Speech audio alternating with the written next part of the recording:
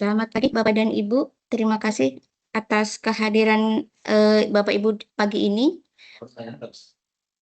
Izin untuk layar laptop saya tidak bisa muncul karena ada kendala teknis. Hari ini perkenalkan saya Wuri Nurhayati selaku pembawa acara untuk kegiatan kita hari ini, yaitu diseminasi pedoman MCSP tahun 2026.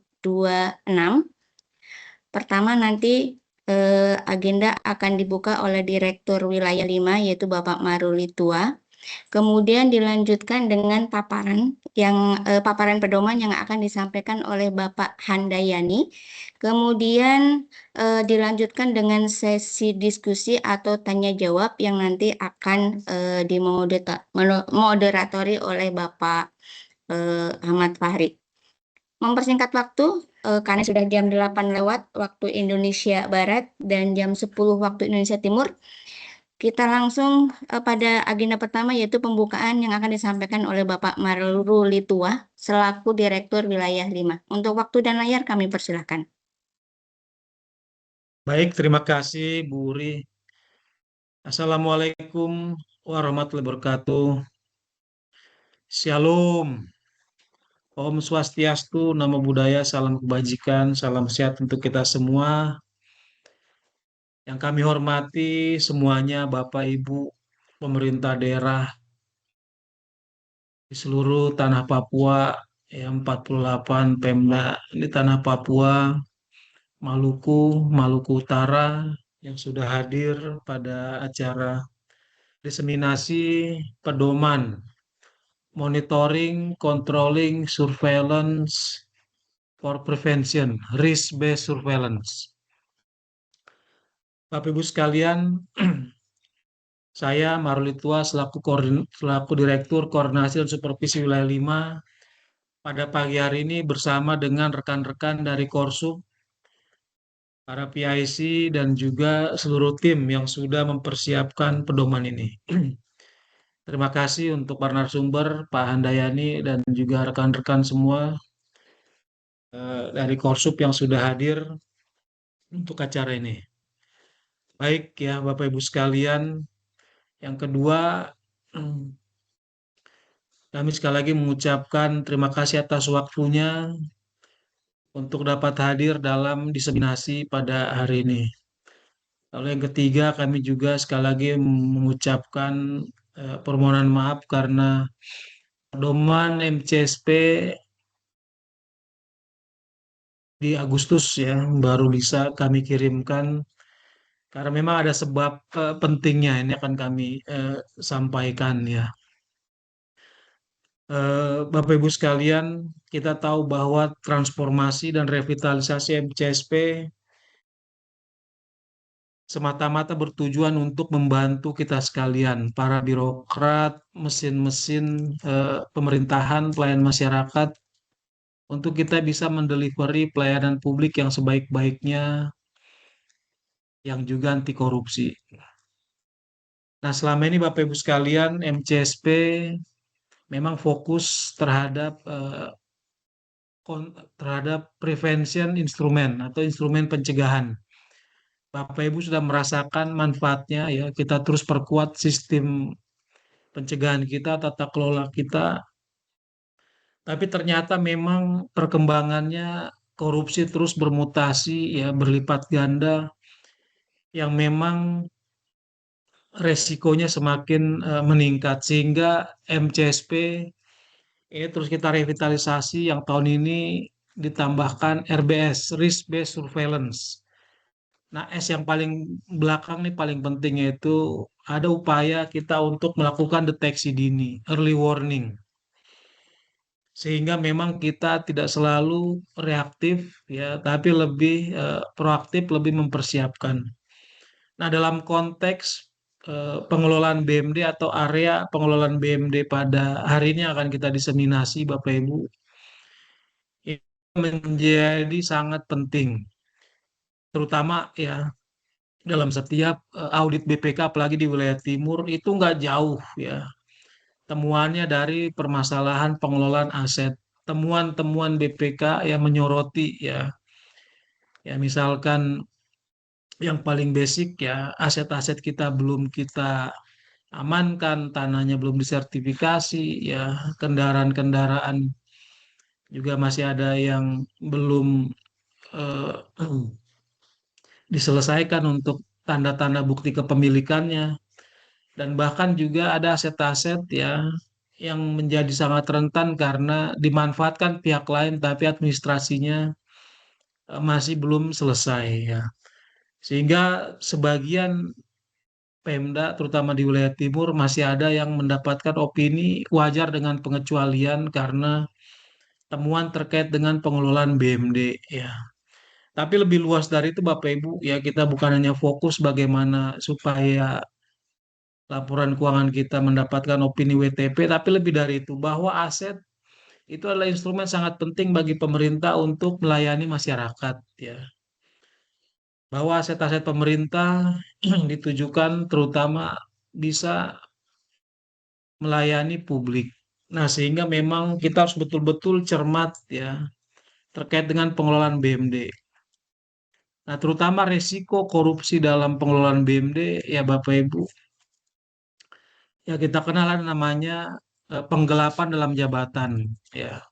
Pengelola-pengelola BMD menyalahgunakan kewenangan sehingga aset yang dia kelola, yang dia kuasai itu berpindah tangan secara tidak sah. Ya, sehingga dikenal namanya penggelapan dalam jabatan atau juga korupsi mengakibatkan kerugian keuangan negara. Dan ini sudah sangat banyak ya eh, menyasar penyelenggara-penyelenggara pemerintahan ASN sehingga berhadapan dengan hukum. Nah, di sini ya Bapak Ibu sekali lagi eh, yang paling kami utamakan nomor satu adalah kami ingin pastikan seluruhnya Bapak Ibu sudah membaca pedoman MCS PRBS khususnya area pengelolaan BMD. Nah, itu nomor satu paling penting ya, sudah dibaca. Dan juga sampai ke detail-detailnya. Lampiran-lampirannya itu yang paling penting karena memang MCSP kali ini lebih menekankan pelaporan data ataupun informasi sehingga harus pastikan bahwa data atau informasi yang disampaikan sesuai dengan format yang diminta. Nah, ini penting ya, jadi mohon betul-betul dicermati. Kalau nggak ngerti nanti ditanyakan. Atau juga kalau terlewat ya kami akan kirimkan link, Bapak Ibu bisa mengirim ya, bisa mengetik apa-apa pertanyaannya, lalu nanti tim kami akan merespon. Nah, jadi itu Bapak Ibu sekalian ya, kita harapkan data informasi tersebut bisa membantu kita, bisa kita analisis, sehingga bisa menjadi sistem early warning bagi kita, sehingga ya bisa mencegah ya risiko korupsi yang lebih jauh, bahkan sampai terjadi eh, perkara TPK. Itu ya Bapak Ibu sekalian, kita akan menikmati eh, masih ada hampir 2 jam. Kita nanti akan mendengarkan secara cermat. Sekali lagi nih mohon disimak sebaik-baiknya. Dan juga kami paham ini juga kami rekam, nanti akan kami konversin ke video YouTube, akan kami kirimkan. Jadi Bapak Ibu bisa menonton, menyimak kembali hal-hal yang terlewat ya. Itu Bapak Ibu sekalian ya. Pada akhirnya dengan mengucapkan syukur kepada Tuhan Yang Maha Kuasa ya, Bismillahirrahmanirrahim. Saya Marlitua, Direktur Korsuple 5, yang dengan ini membuka diseminasi pedoman MCS PRBS area pengelolaan BMD. Terima kasih. Demikian. Wassalamualaikum warahmatullahi wabarakatuh. Shalom, Om, Santi Santi Om. Terima kasih. Selesai. Waalaikumsalam warahmatullahi wabarakatuh. Baik, terima kasih Pak Marlitua atas sambutan dan arahan terkait kegiatan kita hari ini. Semoga kegiatan bisa berjalan lancar tanpa kendala sinyal ya untuk Bapak Ibu di wilayah timur. Baik, sambil menunggu Bapak Handayani selaku narasumber untuk menyiapkan materi, kami sampaikan rule untuk kegiatan hari ini adalah nanti Bapak dan Ibu dimohon untuk mute, mematikan speaker supaya nanti kegiatan tidak terganggu. Kemudian nanti setelah Bapak Handayani menyampaikan paparan, kami akan memberikan kesempatan Bapak dan Ibu untuk menyampaikan pertanyaan. Pertama melalui link yang kemarin sudah kami share. Nanti silakan ketik di sana pertanyaan-pertanyaannya. Kemudian untuk hari ini nanti apabila ada yang akan disampaikan secara langsung silakan raise hand, ada tombol tangan di layar ya. Nanti akan kami berikan kesempatan Bapak dan Ibu untuk menyampaikan pertanyaan. Baik, selanjutnya kami akan memberikan waktu dan layar untuk Bapak Handayani selaku narasumber pada kegiatan kita hari ini. Silakan Pak Handayani. Tes 1.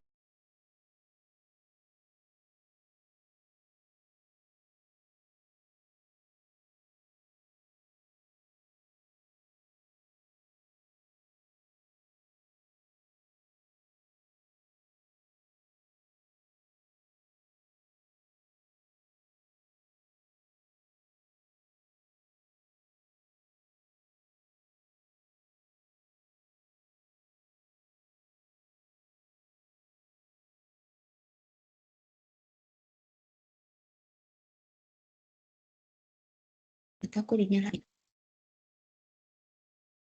Mic-nya nggak bisa dibuka ya.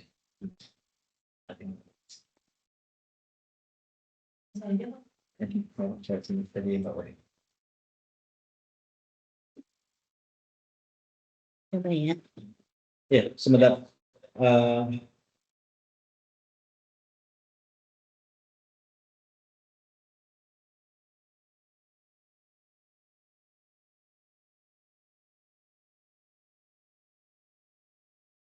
Tes 1. Baik, sudah masuk suara kami Bapak Ibu. Ya, terima kasih yang kami hormati Bapak Direktur Korsup Wilayah 5, Bapak Marlitua, Bapak Ibu para inspektur, para kepala BPKAD atau bagian aset, dan juga Bapak Ibu para admin MCP dari Pemda di wilayah Indonesia Timur, di antaranya dari seluruh tanah Papua, dari Maluku, dari NTT, dan juga dari wilayah lain yang mungkin sudah bergabung. Tapi memang kesempatan pertama ini kami berikan untuk Pemda di wilayah Indonesia Timur. Sehingga nanti untuk yang bertanya itu kami prioritaskan bagi peserta dari Pemda di wilayah Timur terlebih dahulu. Bapak dan Ibu, kami akan memaparkan area MCP, area MCSP RBS terkait dengan pengelolaan barang milik daerah, di mana dalam pengelolaan barang milik daerah ini ada beberapa perubahan dibandingkan dengan MCSP tahun lalu. Dalam MCSP RBS khususnya pada area BMD kami menetapkan ada 6 indikator yang harus dibuktikan implementasi tata kelolanya dan kemudian nanti eviden pelaksanaannya ini agar dapat disajikan baik dalam bentuk PDF maupun bukti file Excel. Nah, 6 fokus pencegahan korupsi dalam siklus BMD. Yang pertama berkaitan dengan database aset, di mana permasalahan database aset biasanya terkait dengan pemutakhiran database-nya. Sehingga dalam indikator ini kami mendorong agar aset dapat ditelusuri, kemudian juga tercatat, dapat dilakukan inventarisasi secara berkala. Yang kedua, permasalahan legalitas dan penertiban aset. Ini juga terkait dengan status hukum dari aset-aset tersebut dan juga upaya penertiban atau penguasaan fisik aset tersebut dilakukan oleh Pemda. Kemudian yang ketiga berkaitan dengan pengadaan BMD, di mana dalam pengadaan BMD ini juga harus dilakukan secara tertib oleh Pemda, diawali dengan ditetapkannya RKBMD yang bersamaan juga dengan proses RKPD di dalam tahapan perencanaan. Kemudian dalam pelaksanaan PBJ BMD ini pun kami mendorong dilakukannya efisiensi. Nah, untuk bisa meyakinkan atau membuktikan dan mendorong Pemda menerapkan efisiensi dalam pengadaan BMD, tentu harus ada tracing terhadap penetapan nilai mulai dari nilai HPS sampai dengan nilai pelaksanaannya, dan juga dilakukan review HPS oleh APIP maupun oleh bagian PBJ. Dan yang keempat, pemanfaatan aset secara optimal, di mana Pemda seringkali memiliki aset idle yang ini tidak diperhatikan. Padahal aset idle tersebut bisa memberikan nilai tambah untuk pendapatan asli daerah ketika dimanfaatkan. Oleh karena itu, pemetaan terhadap aset-aset idle, kemudian juga upaya untuk pemanfaatan dan pengelolaan dalam pemanfaatannya ini didorong dalam MCSP RBS pada area BMD tahun ini. Kemudian yang kelima, penghapusan dan pemindahantanganan, bahwa proses untuk menghapuskan ataupun memindahtangankan aset yang menurut kategorinya sudah layak untuk dihapuskan atau dipindahtangankan, maka proses yang terkait di dalamnya seperti kegiatan appraisal, kemudian juga pelaksanaan lelangnya, sampai dengan tertib administrasi berupa BAST-nya itu dilakukan secara lengkap. Dan yang terakhir berkaitan dengan PSU, di tahun ini juga seiring dengan terbitnya Permendagri 15 tahun 2026 yang terbaru terkait dengan PSU, ini mencabut Permendagri 9 tahun 2009. Kami mendorong agar penertiban aset BMD yang berasal dari PSU juga dilakukan secara optimal oleh Pemda. Sehingga nanti dalam proses untuk serah terimanya diawali dengan pendataan yang baik, mulai dari IPPT ataupun IPPR-nya, kemudian juga proses serah terimanya, lalu tertib administrasi sampai dengan dicatat di dalam KIB ya, berdasarkan BST-nya. Lalu juga memastikan bahwa PSU yang diserahkan tersebut itu sesuai dengan site plan. Ya, lanjut. Nah, untuk area indikator yang pertama di area BMD ini, untuk di area BMD pada indikator pertama ini berkaitan dengan pengamanan administratif BMD.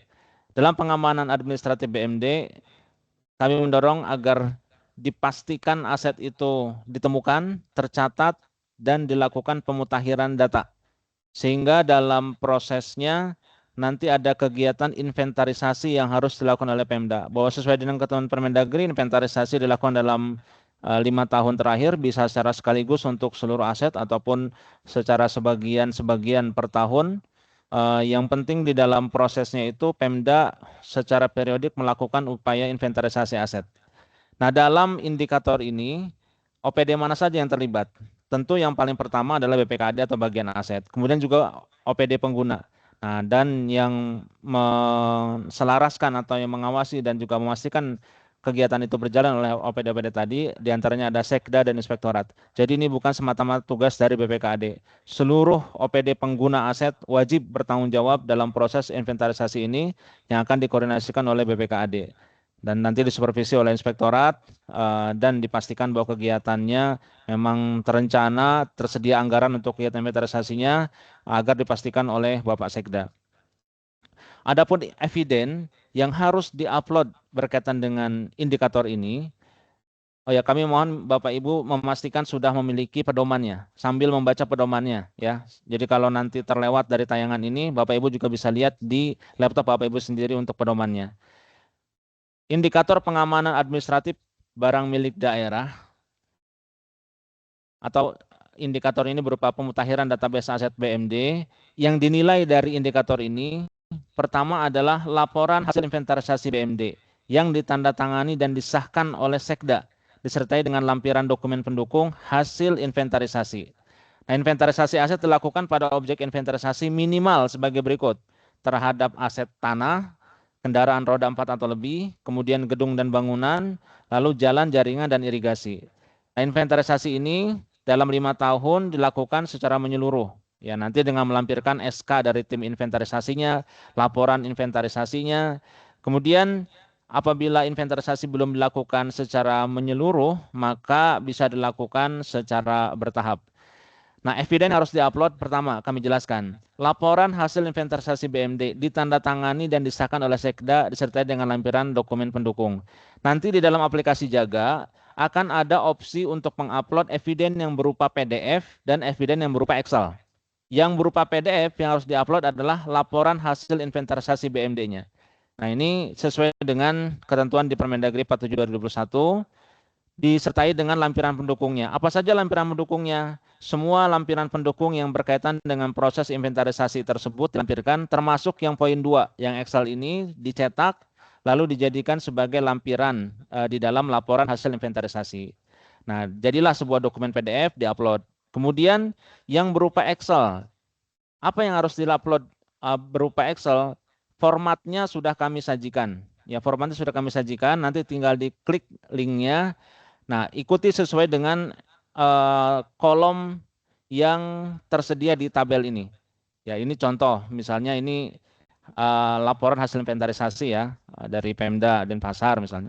Kemudian nanti lampirkan juga dengan seluruh dokumen pendukung yang terkait dengan proses inventarisasi itu, termasuk cetakan dari Excel-nya dijadikan lampiran juga.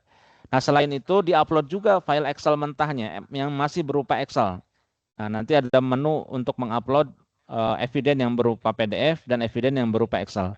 Ini kolom-kolom yang harus diisi berkaitan dengan Excel-nya. Nama aset, jenis aset, kemudian nama OPD instansi pengguna aset, lalu kategori asetnya, cara perolehannya, lokasi asetnya ada di mana, luas bidang kapasitasnya berapa, satuannya apa, kemudian juga jumlah bidang atau unitnya ada berapa, nilai dalam KIB-nya berapa, kemudian nilai taksiran atau nilai pasar inventarisasi. Nah, ada pertanyaan, untuk nilai pasar atau nilai taksiran itu ditetapkan oleh siapa? Nilai pasar atau nilai taksiran itu ditetapkan oleh appraisal ataupun oleh tim inventaris, tim yang melaksanakan inventarisasi itu. Nah, tim yang melaksanakan inventarisasi itu yang kemudian nanti merujuk pada nilai appraisal yang dicantumkan di sini sebagai nilai taksiran atau nilai pasar. Lalu ada kolom tanggal penetapan atau pengesahan. Tadi di bawahnya ya. Ada kolom tanggal penetapan atau pengesahannya itu diisi. Kapan dokumen terakhir inventarisasi itu dilakukan. Nah, apabila Bapak Ibu memiliki beberapa dokumen inventarisasi, misalnya 2024 melaksanakan, 2025 melaksanakan, 2023 melaksanakan, maka dokumennya digabung saja, dijadikan satu file PDF. Dan pastikan nanti tidak melebihi batas untuk uploadnya. Kemudian untuk tanggal penetapan, nomor SK penetapan dan pejabat pengesahannya juga digabungkan. Maksudnya yang tahun 2023 tanggalnya tanggal berapa, yang tahun 2024 tanggal berapa, 2025 tanggal berapa. Diberi pemisah dengan koma atau titik koma saja nanti. Ya, kita lanjut untuk indikator yang kedua. Indikator yang kedua adalah pengamanan legal formal dan penguasaan aset fisik. Nah, jadi yang bertanggung jawab untuk indikator 2 ini selain BPKAD, OPD pengguna, inspektorat, sekda, juga ada pihak eksternal yaitu kantor BPN. Sehingga untuk memenuhi indikator kedua ini, mohon nanti Pemda berkoordinasi juga dengan kantor pertanahan BPN di kabupaten kota masing-masing. Adapun rincian indikatornya,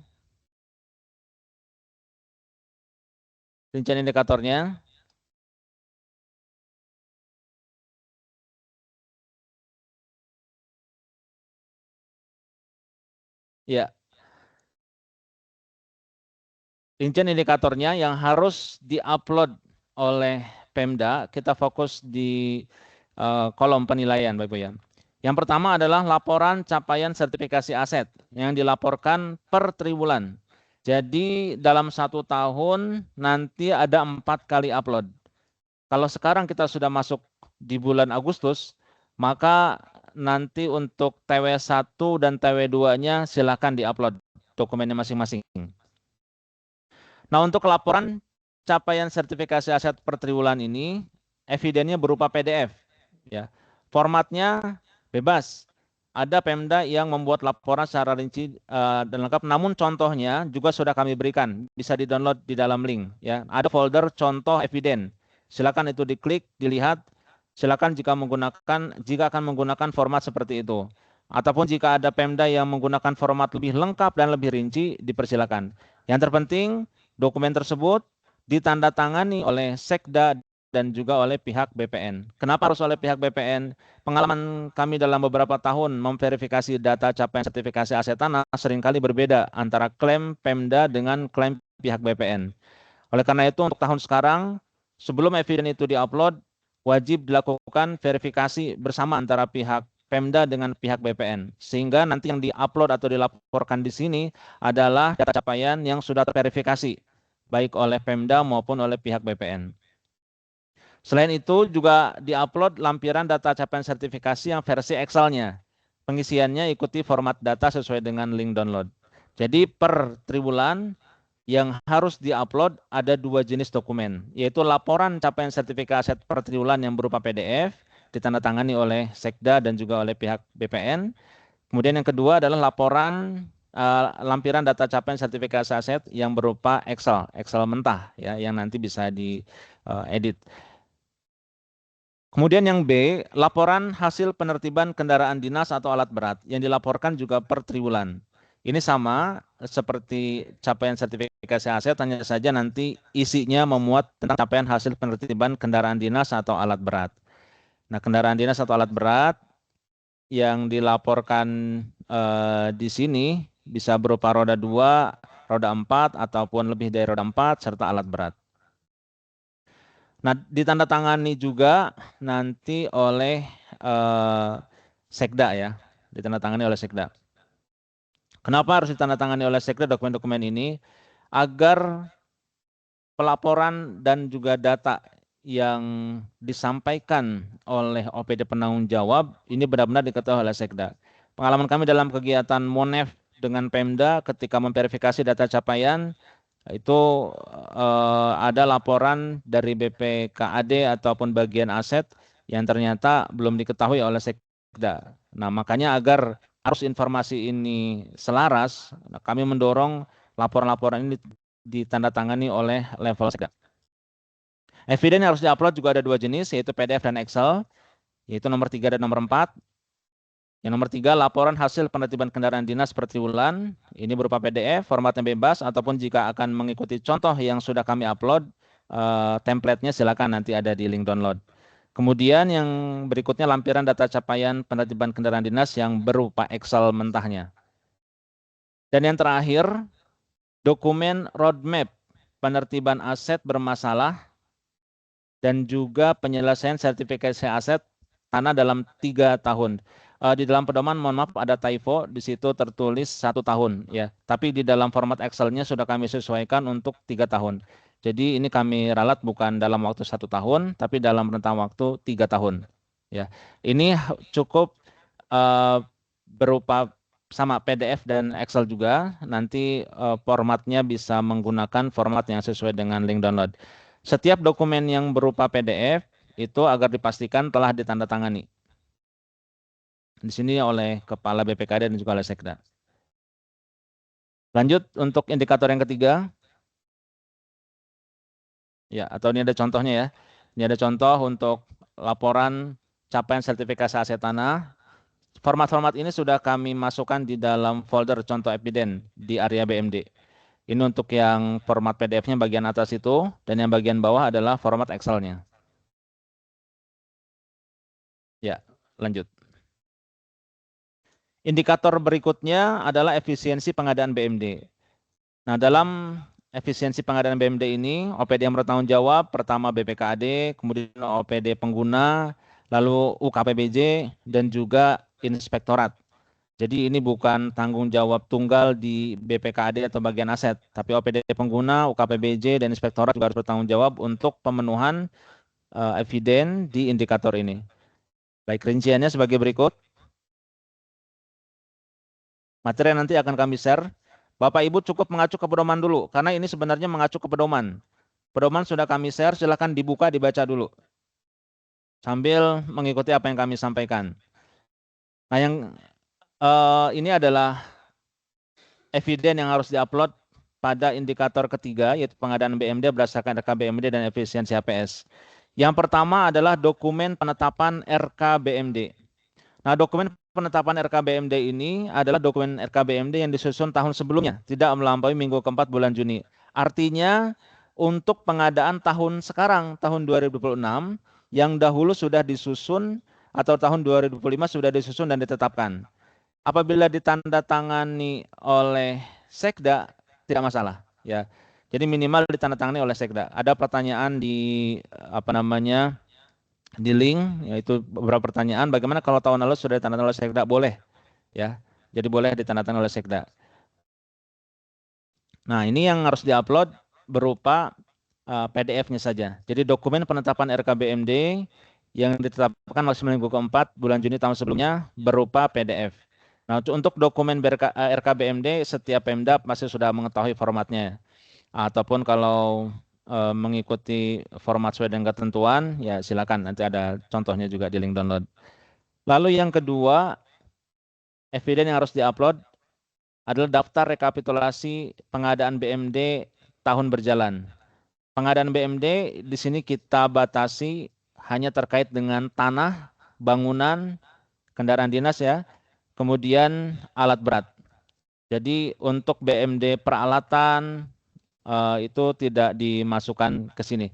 Jadi kita fokuskan di BMD yang berupa tanah, bangunan, kendaraan, dan alat berat. Dalam list pertanyaan ada yang bertanya apakah rekapitulasi ini dilaporkan per semester atau menunggu akhir tahun, ya, atau menunggu akhir tahun.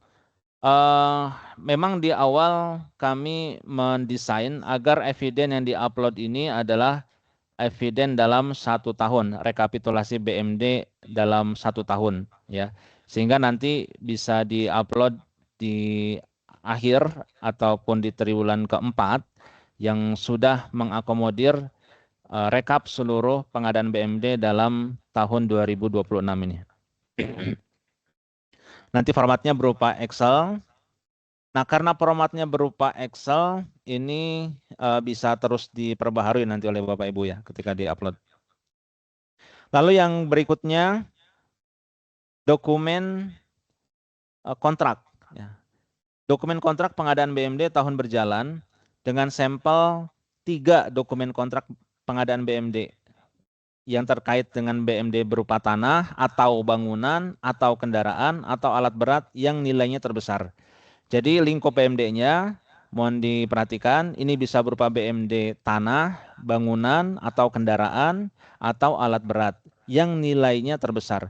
Jadi kalau ada pengadaan mobil atau kendaraan roda 4 nilainya jumlahnya misalkan ada 20. Nah, cukup ambil 3 yang terbesar saja yang diupload dokumen kontraknya. Lalu berikutnya, dokumen HPS pengadaan BMD tahun berjalan, sampel 3 dokumen. Nah, untuk HPS-nya agar selaras dengan dokumen C. Jadi kalau kontraknya misalkan kontrak pengadaan mobil, maka HPS-nya pun HPS yang berkaitan dengan pengadaan mobil tersebut. Jangan sampai nanti miss. Jadi misalnya dokumen kontraknya kontrak pengadaan tanah, kontrak pengadaan mobil, atau kontrak pengadaan alat berat itu. Tapi HPS yang diupload adalah HPS pengadaan bangunan misalnya, ataupun mobil dan kendaraan mobil ataupun alat berat yang tidak matching dengan yang poin C. Jadi untuk yang C dan D antara dokumen kontrak dengan dokumen HPS ini harus matching. Ada pertanyaan untuk pengadaan tanah. HPS-nya berupa apa? Memang khusus untuk pengadaan tanah, HPS-nya ini berbeda dengan HPS untuk pengadaan kendaraan ataupun alat berat ataupun bangunan ya. Jadi HPS-nya itu adalah harga yang ditetapkan oleh tim appraisal. Tim appraisal tanah yang berupa nilai ganti kerugian. Jadi bukan HPS yang disusun oleh PPK. Ya, sekali lagi untuk pengadaan tanah, HPS-nya berbeda dengan BMD yang lain. Jadi HPS-nya adalah berupa nilai ganti kerugian yang disusun oleh tim appraisal, ya, yang atau istilahnya adalah nilai ganti kerugian di dalam pengadaan tanah tersebut. Lalu yang berikutnya, di indikator berikutnya.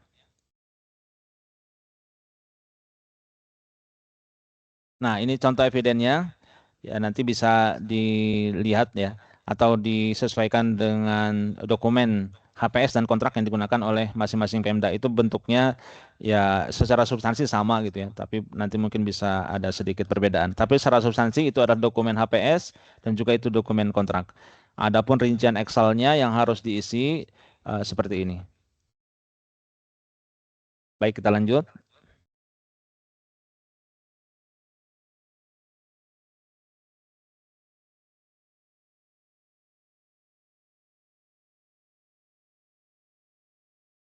Indikator yang keempat adalah pemanfaatan BMD secara optimal.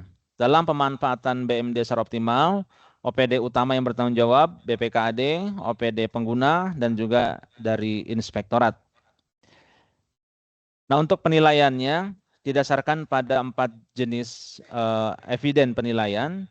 Yang pertama, ya kita next, langsung saja ke tabelnya. Yang pertama adalah daftar aset idle atau tidak produktif. Nah, daftar aset idle atau tidak produktif ini daftar keseluruhan aset yang menganggur yang berdasarkan hasil pendataan oleh tim itu ditemukan ya atau sudah teridentifikasi, maka dimasukkan semua. Untuk format Excel-nya mengikuti ketentuan. Lalu yang kedua, daftar keseluruhan pemanfaatan BMD dengan perjanjian atau tanpa perjanjian.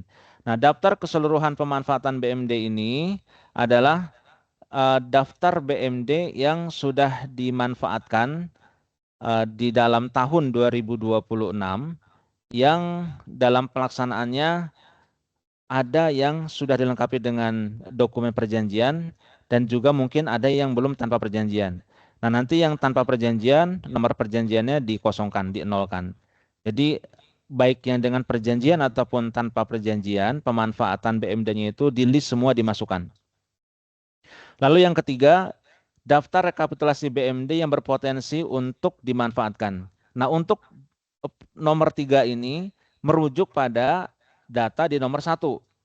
Jadi setelah teridentifikasi aset idle-nya atau aset yang tidak produktif, maka di nomor 3 ini mana yang berpotensi untuk dimanfaatkan mulai tahun sekarang.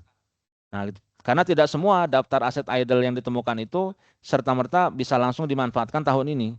Nah, kami meminta Pemda nanti menegaskan ataupun menguraikan daftar rekapitulasi BMD yang berpotensi untuk dimanfaatkan, ya, dimulai dari tahun ini. Dan nanti ada juga nilai estimasi yang dicantumkan dari pemanfaatan aset tersebut. Nah, itu berdasarkan nilai appraisal, ya berdasarkan nilai appraisal ataupun berdasarkan nilai perkiraan yang memang ditetapkan oleh ahli untuk menentukan perkiraan nilai pemanfaatan dari BMD tersebut. Lalu yang keempat, ini adalah laporan realisasi anggaran pendapatan dari BMD. Nah, LRA ini cukup di screenshot saja dari bagian LRA secara keseluruhan yang di situ menguraikan tentang pendapatan dari BMD. Kan ada itu yang lain-lain pendapatan yang sah ya untuk PAD itu, kelompok PAD, ada lain-lain pendapatan yang sah. Nah, kalau diuraikan di situ nanti ada LRA terkait dengan pendapatan dari pemanfaatan BMD. Nah, ini untuk tahun 2026-nya. Kemudian ini contoh evidennya. Yang pertama daftar aset idle atau tidak produktif, kolom yang harus diisi mulai dari nama aset, kemudian jenis asetnya, jumlah bidangnya, luas ataupun ukurannya. Nah, kalau dia berupa satuannya meter persegi dimasukkan. Kalau ada satuan-satuan lain, misalnya ada meter lari ataupun unit atau apa, silakan diketik saja. Jadi itu bisa meskipun itu ada drop down, tapi untuk diisi manual pun diketik bisa. Lalu lokasinya dan juga estimasi dari nilai asetnya. Setelah itu di print, ditandatangani, yang PDF-nya di upload setelah ditandatangani, dan yang Excel-nya di upload seperti ini.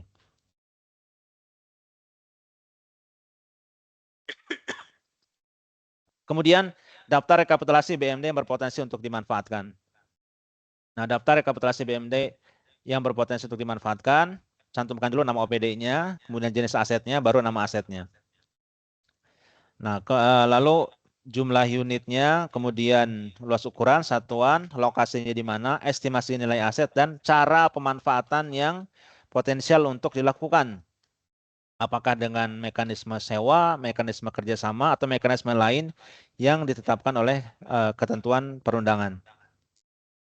Lalu daftar keseluruhan pemanfaatan BMD baik dengan perjanjian atau tanpa perjanjian. Nah ini setelah ada implementasi pemanfaatannya, ini yang sudah artinya ini sudah benar-benar dimanfaatkan ya, yang sudah menghasilkan nilai uang atau nilai pemanfaatan, dimasukkan semua di sini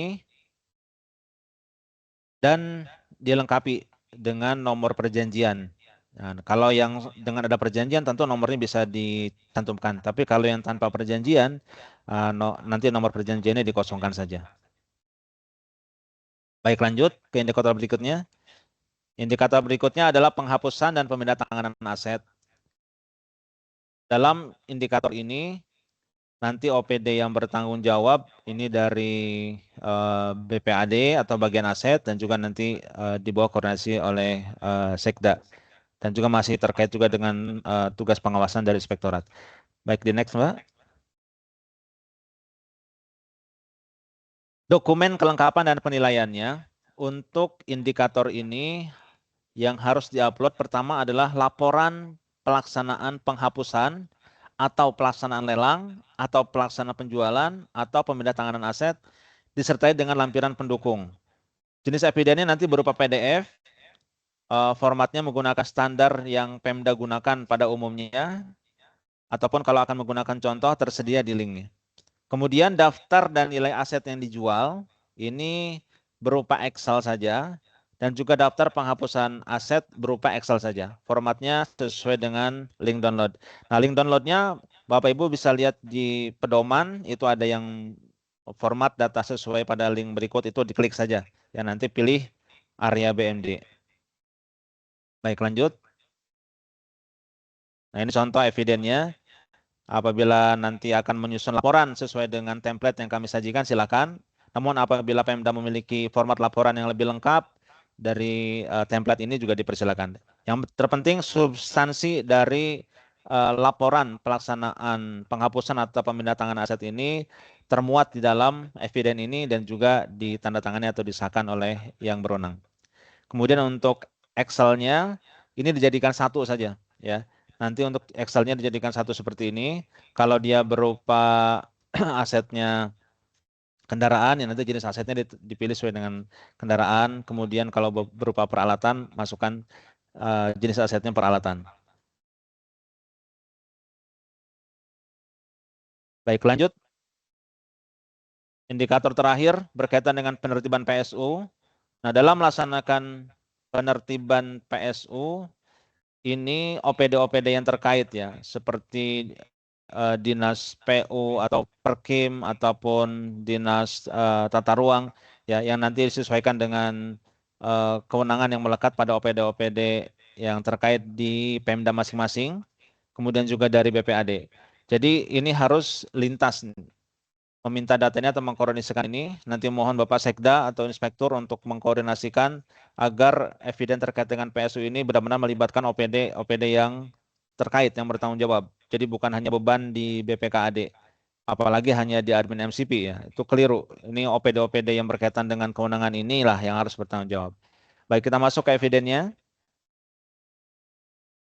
Eviden yang harus diupload, yang pertama adalah daftar rekapitulasi pemegang SIPPT atau IPPT atau IPPR, perumahan yang memiliki kewajiban penyerahan prasarana, sarana, dan utilitas kepada pemerintah daerah, meliputi perumahan yang masih aktif maupun perumahan tidak aktif. Ada pertanyaan apa yang dimaksud dengan perumahan masih aktif maupun perumahan tidak aktif? Ini maksudnya adalah perumahan yang developernya masih dapat dihubungi atau masih dikelola oleh developer maupun perumahan yang status PSU-nya terlantar. Artinya developernya tidak jelas atau tidak dapat ditemukan, namun perumahannya masih ada, tapi pengelolaannya yang tidak dapat ditemukan. Nah, Bapak Ibu, untuk ketentuan mengenai PSU, mohon mematuhi ketentuan atau prosedur sebagaimana yang ditetapkan dalam Permendagri nomor 15 tahun 2026 tentang PSU yang terbaru. Ini menghapus regulasi Permendagri nomor 9 tahun 2009 tentang PSU.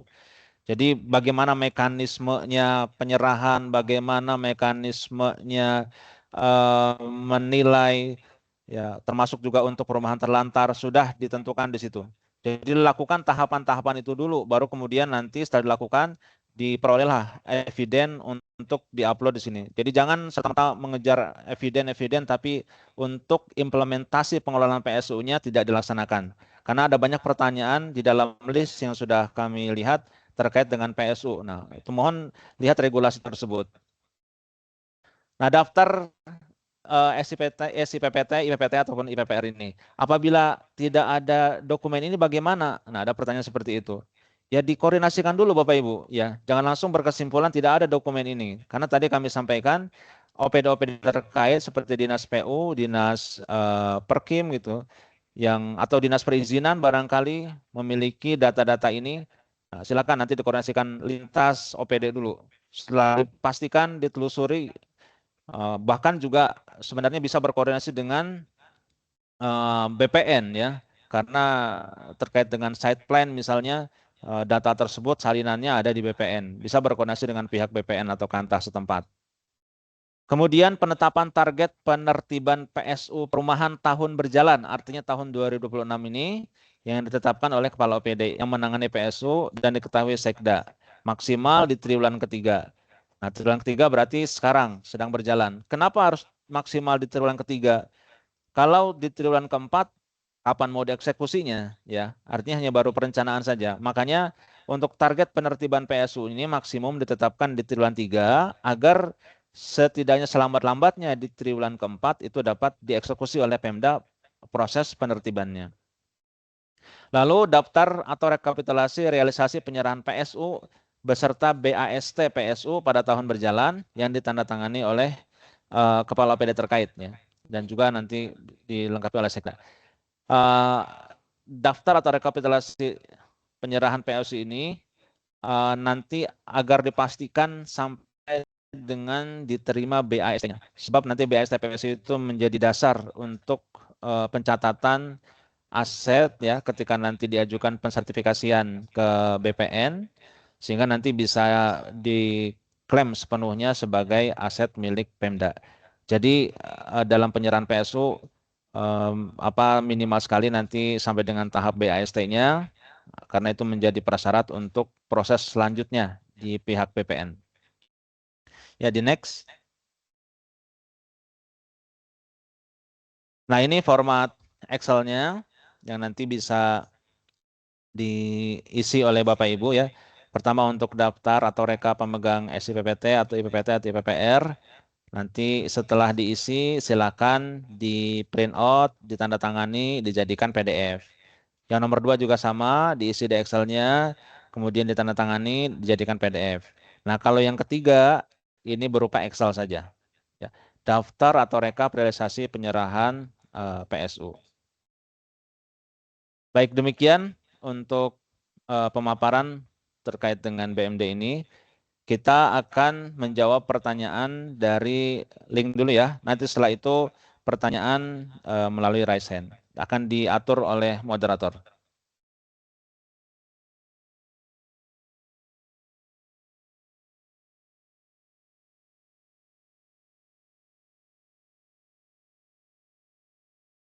Ya, saya lanjut dengan menjawab pertanyaan yang sudah disampaikan.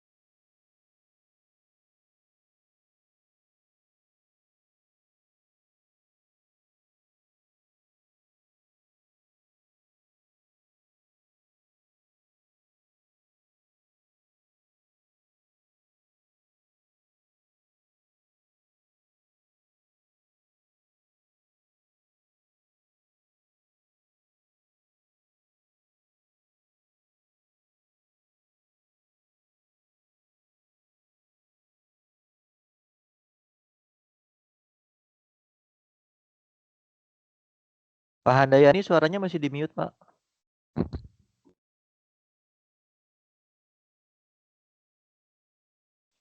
Ya, ini sudah bisa. Sudah bisa ya? Ya, baru Sudah terdengar kedengaran. Pak Tadi Untung nggak ya? ada. Oh iya, maaf Tadi Pak. nggak ada, Pak. Maaf ya, Pak. Siap. Kami ulangi pertanyaan yang nomor 1, format dokumen kelengkapan dengan penilaian berbeda. Ini sudah diperbaiki sesuai dengan link download. Lalu untuk yang nomor 2, jawabannya boleh ditandatangani oleh Sekda untuk dokumen RKBMD-nya. Lalu yang nomor 3, ada 2 pertanyaan. Untuk dokumen RKBMD ditandatangani oleh Sekda, boleh. Dan untuk HPS pengadaan tanah, ini menggunakan mekanisme penghitungan nilai ganti kerugian yang dihitung secara independen oleh penilai pertanahan atau penilai publik atau tim appraisal. Ya, bukan dikalkulasi sendiri oleh pejabat pembuat komitmen. Ini khusus untuk HPS terkait dengan pengadaan BMD berupa tanah. Lalu berikutnya, bagaimana jika sampai dengan saat ini tidak ada PSU perumahan yang diserah terimakan karena progres pembangunannya belum selesai? Bagaimana jika developer sudah tidak dapat dihubungi dan kami kesulitan untuk mendapatkan set plan-nya? Ya, tadi sudah kami jelaskan, Bapak Ibu, baca dulu di Permendagri 15 tahun 2026, di situ dijelaskan mekanisme terkait dengan developer yang tidak dapat dihubungi atau disebut juga dengan perumahan yang PSU-nya terlantar. Ya, di situ lakukan mekanisme sesuai dengan prosedur di situ. Dan apabila dalam tahun sekarang tidak ada PSU yang diserah terimakan, ya dipastikan dulu ya. Makanya tadi targetnya, baik target tahun sekarang ataupun target tahun lalu, barangkali ada target tahun lalu yang masih harus dikejar di tahun sekarang untuk diserahkan PSU-nya, dicek kembali ya. Jika memang sudah di cross check data dan valid bahwa benar-benar tidak ada PSU yang bisa diserah terimakan di tahun ini, diisi saja dokumennya, ditulis nihil dan ditandatangani. Kemudian pertanyaan berikutnya dari Kebumen ya. Perbedaan perumahan aktif dan tidak aktif. Tadi perumahan aktif dan tidak aktif itu dari sisi pengelolanya atau developernya ya. Kemudian perlakuan untuk perumahan pengembang yang pembangunannya belum selesai. Penyerahan PSU itu diatur bisa bertahap, tidak menunggu perumahannya selesai. Ya, ada penyerahan PSU yang bisa dilakukan secara bertahap. Ya. Oh ya. Ada penyerahan PSU yang bisa dilakukan secara bertahap. Ya, tidak mesti pembangunannya menunggu selesai. Karena sesuai dengan Permendagri 15 2006 ditentukan demikian. Ya, yang terpenting komitmen di awalnya seperti apa? Apakah akan diserahkan secara sekaligus atau memang akan diserahkan secara bertahap? Kemudian apakah dalam proses penyerahan PSU pengembang sudah harus tadi sudah kami jawab. Lanjut dari Kota Serang, pada tabel tertera tanggal jatuh tempo. Nah, tanggal jatuh tempo untuk penyerahan PSU sesuai dengan Permendagri 15 tahun 2026 itu ditetapkan maksimum 1 tahun setelah jangka waktu pemeliharaannya selesai dan setelah dinyatakan layak. Jadi kalau misalkan tanggal pemeliharaan selesai tanggal 30 Juni, nah maka maksimum 1 tahun dari tanggal 30 Juni itulah batas untuk jatuh temponya. Lanjut, dari Kota Medan, perbedaan daftar aset idle tidak produktif dengan daftar rekapitulasi BMD yang memiliki potensi untuk dimanfaatkan. Apa? Bukannya aset idle sudah termasuk. Ya, Bapak dan Ibu cukup mengikuti sesuai dengan ketentuan kolom yang ada dalam tabel itu saja. Ya, karena kami sudah menyiapkan tabel itu untuk nanti dapat dianalisa lebih lanjut. Jadi isi saja sesuai dengan kolom yang ada dalam tabel pada format yang kami sediakan. Dari Kota Surakarta, apakah ada template khusus pada poin daftar rekapitulasi pembangunan SPT? Ada Pak ya? Tadi sudah kami cantumkan. Silakan dicek kembali di link download-nya. Kemudian dari Kabupaten Sukamara, untuk data atau dokumen yang sudah disediakan format Excel-nya, apakah nanti yang diupload Excel-nya atau scan PDF? Di paparan kami tadi sudah kami bedakan mana eviden yang nanti dijadikan PDF dan mana eviden yang masih berupa Excel yang harus diupload. Nanti di dalam aplikasi Jaga pun kan sudah ditentukan eviden yang berupa PDF-nya dan juga eviden yang berupa Excel-nya. Nanti sudah ada tanda di dalam jenis eviden yang harus diupload tersebut. Ya, memang aplikasi jaganya belum bisa Bapak Ibu lihat, tapi dari yang didesain oleh tim nanti akan ada pembedaan jenis eviden tersebut. Lalu dari Kabupaten Serang bagian timur, yang pertama untuk data dokumen sudah dijadikan format Excel-nya. Oh, tadi sudah. Untuk laporan pelaksanaan penghapusan atau lelang atau penjualan atau pendatangan aset, ini data yang diminta untuk laporan tahun berjalan atau juga tahun-tahun sebelumnya. Untuk tahun berjalan saja, Bapak Ibu ya, yang tahun 2026 sekarang. Kemudian untuk penertiban PSU, jika tidak ada PSU yang diserahkan, maka dokumen apa? Tadi dokumen yang digunakan tetap dokumen sesuai dengan link, hanya saja nanti diisi dengan nihil. Lalu ditandatangani. Kemudian untuk laporan penertiban kendaraan dinas atau alat berat, apakah wajib melampirkan berita acara? Betul. Dalam laporannya kan nanti berupa PDF evidennya. Lampirkan semua dokumen pendukung yang terkait dengan kegiatan penertiban tersebut. Ya, apabila terlalu banyak, maka nanti lampirkan linknya saja. Jadi sampel beberapa berita acara, lalu ada satu halaman berupa link Google Drive yang bisa kami akses untuk melihat rincian satu persatu aset tersebut. Jadi datanya tetap harus disajikan secara keseluruhan. Nah, cuman kalau memang nanti misalnya ada 100 berita acara atau 200 berita acara, jika dilampirkan semua nanti filenya menjadi besar sehingga tidak bisa diupload. Nah, bisa lebih diringkas, sampel berita acaranya mungkin 10 saja, lalu sisanya nanti masukkan di dalam Google Drive, lalu lampirkan alamat link Google Drive-nya sehingga bisa kami akses. Yang berikutnya dari Kota Yogyakarta, untuk penilaian laporan hasil inventarisasi BMD ditangani oleh Sekda setelah mendukung. Apakah laporan hasil inventarisasinya sudah ada namun yang mengesahkan wali kota? Boleh. Ya, minimal Sekda. Kalau ditandatangani oleh wali kota ataupun kepala daerah itu lebih bagus. Silakan. Kami tuntaskan dulu ya yang di sini, baru nanti yang raise hand. Kemudian dokumen kelengkapan pada poin 1. Dokumen RKBMD ditandatangani oleh kepala daerah. Baik, selaku barang. Namun dalam MCSP ditandatangani oleh kepala daerah. Kepala daerah.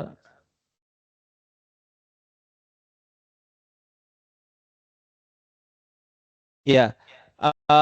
Minimal ditandatangani oleh Sekda. Ini kami perjelas juga. Minimal ditandatangani oleh Sekda.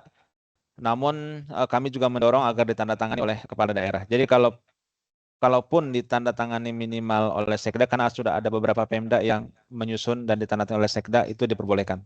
Ya. Berikutnya dari Kota Kendari, apakah data aset bergerak dan tidak bergerak berupa tanah, kendaraan, bangunan, dan JIJ jalan ini, irigasi. Kemudian yang ditemukan fisiknya maupun yang tidak ditemukan fisiknya disajikan dalam bentuk rekapan atau per masing-masing item.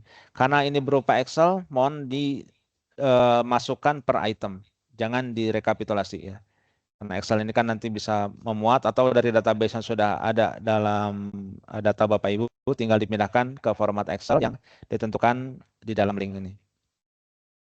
Selanjutnya, apakah data aset tanah, kendaraan dinas, dan alat berat yang sudah berlegalitas dan yang belum berlegalitas disajikan dalam sama ya, dirinci Bapak Ibu, jangan rekapitulasinya saja. Kemudian nilai taksiran atau nilai pasar yang digunakan saat inventarisasi adalah dari penilai, betul. Maka nanti dalam tim inventarisasi kan biasanya juga melibatkan appraisal, ya maka nilai taksiran atau nilai pasarnya itu adalah dari hasil penilaian tim appraisal. Di kertas kerja dari Kabupaten Berau, di kertas kerja Excel, data penertiban kendaraan roda 4 dan alat berat, namun di kolom penilaian roda 2. Untuk kendaraan, ini kami batasi roda 4, minimal roda 4 atau lebih dan juga alat berat. Jadi nanti opsinya pilih saja yang roda 4 ataupun lebih dari roda 4 dan alat berat. Lanjut. Untuk kertas kerja Excel berupa roadmap penyelesaian sertifikasi, target 3 tahun, karena terkait dengan komitmen anggaran, sedangkan adanya efisiensi anggaran, apakah bisa penyelesaian tahun ditambah sesuai dengan kondisi keuangan daerah? Boleh. Maksudnya lebih dari 3 tahun seperti itu, Bapak Ibu ya. Jadi targetnya misalnya di sini 3 tahun, tapi karena efisiensi anggaran mungkin baru akan selesai dalam 5 tahun ke depan. Yang terpenting dalam tahun sekarang, tahun 2027, 2028 itu minimal terisi dulu. Berapa target-target di dalam rentang 3 tahun tersebut. Jangan sampai dilompat sampai dengan 3 tahun berikutnya dikosongkan, tapi nanti di tahun 2030 misalnya baru ada target. Nah itu tidak make sense. Nah kami justru ingin meminta komitmen Pemda dalam waktu 3 tahun ke depan, target untuk penyelesaian sertifikasi aset ataupun penertiban kendaraan dinas atau aset bermasalah lainnya ini seperti apa. Selanjutnya,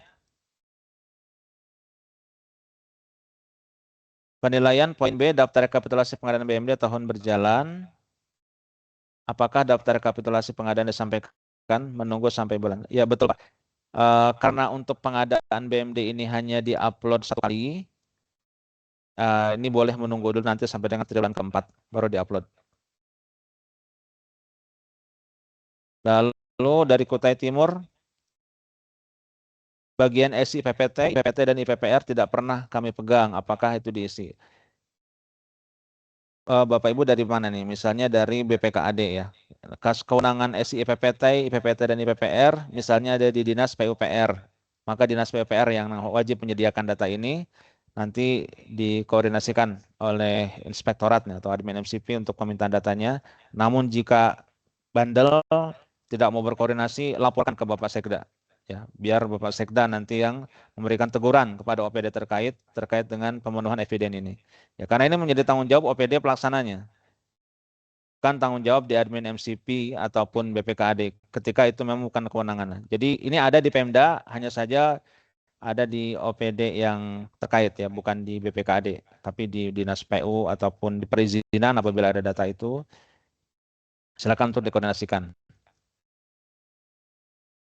Baik, syarat jatuh tempo adalah 1 tahun setelah masa pemeliharaan. Berapa lama masa pemeliharaan? Nah, masa pemeliharaan kan tadi 1 tahun juga ya. Jadi pemeliharaannya atau ditentukan secara spesifik di peraturan kepala daerah, misalnya untuk masa pemeliharaannya itu bisa juga dijadikan acuan. Namun secara umum lihat di Permendagri 15 tahun 2026. Dari Kabupaten Bandung, format dokumen kelengkapan usaha apakah perlu ditandatangani?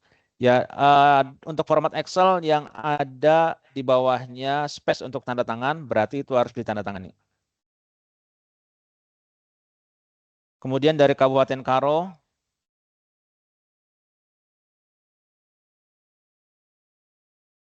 format data pada link ada kesamaan. Bapak Ibu ikuti saja sesuai dengan format yang sudah kami berikan. Memang ada beberapa data yang sama ya, tapi dalam konteks kami untuk keperluan analisa sudah kami sajikan formatnya seperti itu. Jadi mohon diisi sesuai dengan format link yang sudah kami berikan. Lalu dari Kabupaten Karo masih. Ini juga sama, ikuti saja ketentuan sesuai dengan tabel Excel yang sudah kami sajikan. Dari Karangasem, kolom jatuh tempo dan batas waktu penyerahan, ini sudah tadi kami jelaskan. Ya, nomor 2 ini karena PSU yang diserahkan oleh warga, karena pengembang sudah tidak bisa ditemukan. Apakah harus tetap ada jatuh tempo? Karena nanti yang menetapkan ini adalah tim dan SK dari kepala daerah. Ya, mengenai batas waktu jatuh tempo dan sebagainya itu ditetapkan oleh tim khusus untuk PSU yang terlantar. Ya, jadi ada mekanisme lain untuk PSU terlantar. Karena nanti ada tim verifikasi yang kemudian menetapkan hal-hal ini. Lalu dari Kabupaten Pati, ini SIPT PPR. Berkas yang ada adalah kelengkapan PKP. Beda Pak ya. Jadi yang diminta adalah SIPPT, IPPT ataupun IPPR. Dicek dulu Pak. Mungkin berasumsi tidak ada, tapi sebenarnya ada di OPD yang terkait. Mohon dicek dulu.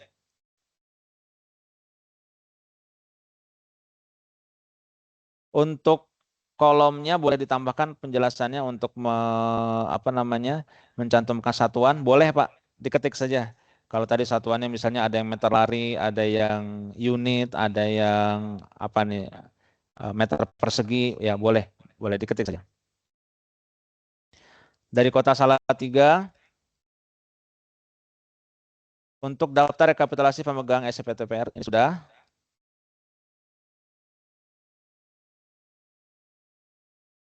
Ya, ini juga sudah sama tadi, sudah kami jelaskan terkait dengan PSU.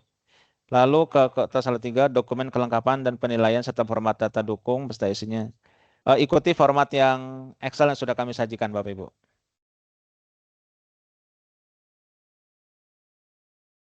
Untuk dokumen BMD berdasarkan RKBMD berupa peralatan, apakah juga dimasukkan? Tidak, tidak Bu. Untuk yang RKBMD kami batasi berupa tanah, bangunan, kemudian kendaraan roda 4 atau lebih dan juga alat berat.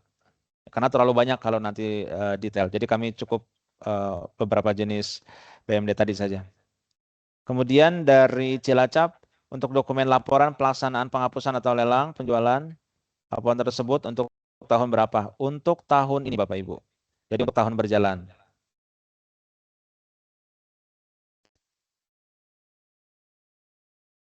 Jika SK penghapusan belum turun, apakah tetap dimasukkan dalam laporan tersebut?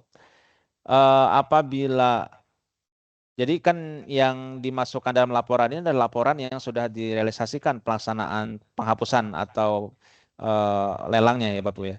Ya kalau yang SK-nya belum turun berarti kan belum bisa dihapuskan atau belum bisa dilelang. Maka itu jangan dimasukkan dulu. Jadi ini yang sudah betul-betul direalisasi pelaksanaan penghapusan atau lelangnya. Lalu dari Kabupaten Pamekasan, apakah dalam progres penertiban aset BMD, pihak BPN sebagai lembaga diberi kewenangan terkait pertanahan diberi target sertifikat BMD yang keluar? Target sertifikat BMD yang dikeluarkan oleh BPN adalah kesepakatan antara Pemda dengan pihak BPN. Maka langkah pertama dari pihak Pemdanya dulu menetapkan target berapa tanah yang harus disertifikasi. Nah, setelah itu komunikasikan pihak Pemda dengan pihak BPN-nya. Ya, jadi ini target ini adalah target kesepakatan antara Pemda dengan pihak BPN. Dalam indikator legalitas capaian penertiban aset, pengguna aset merupakan penanggung jawab bersama BPKAD. Ini juga sesuai dengan Permendagri.